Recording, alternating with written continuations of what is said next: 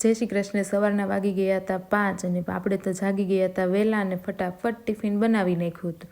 Tiffin બની ગયું એટલે બંને ભાઈ અને ટિફિન ત્રણેય જતા રહ્યા ઓફિસે અને આપણે તો ફટાફટ ઘરનું કામ પતાવી દીધું હતું.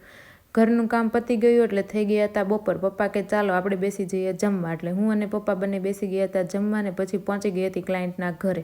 ત્યાં જઈને મેં એક નવું જ વસ્તુ જોયું હતું. મને લાગી રહ્યું હતું કે આ તો છે ગાડીનું ટાયર, પછી ખબર પડી તે તો ઇરેઝર છે. તમે જોયું છે કે નહીં મને કોમેન્ટ કરજો. આવી ગઈ હતી ઘરે અને બધા નીચે બેઠા હતા અને આપણે તો બનાવવાની હતી મસ્ત મજાની વેજીટેબલ ખીચડી, એટલે આપણે તો નીચે ગયા જ નહીં અને ઘરે જ ખીચડીનું કામકાજ ચાલુ કરી દીધું હતું. મસ્ત વ્હાઈટ કઢી પણ બનાવી નાખી હતી અને ખીચડીનો મસ્ત એવો વઘાર પણ કરી નાખ્યો હતો. ખીચડી થઈ ગઈ હતી રેડી એટલે આપણે બેસી ગયા હતા જમવા. જમવામાં મજા આવી જાય એવું જ હતું કેમ કે હતી વઘારેલી ખીચડી. આ સાઈડ આશીષ અને ડેનુ દીદી બંને મારા મેરેજની કેસેટ જોઈ રહ્યા હતા અને તમે પણ મારી યુટ્યુબની ચેનલને સબસ્ક્રાઈબ ન કરી હોય તો કરી લેજો. જય શ્રી કૃષ્ણ.